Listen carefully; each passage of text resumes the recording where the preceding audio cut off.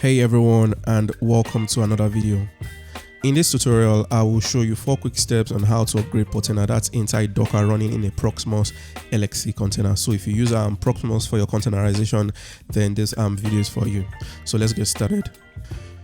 Before you get started, make sure to back up your container and your data.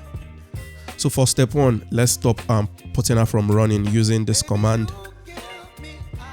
Then step 2, we'll have to remove the container while keeping all our volumes intact. So to do that, you have to use this command.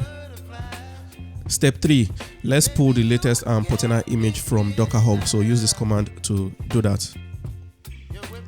Then step 4, now that we have the latest image, let's redeploy portainer with this command. Also make sure to change the port number to fit what you have in your instance.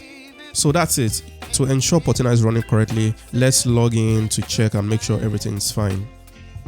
And there you have it. You've successfully upgraded portainer inside Docker within your Proxmox LXC container. If you found this video helpful, be sure to like, subscribe, and drop a comment below. Thank you guys for watching, and catch you in the next video.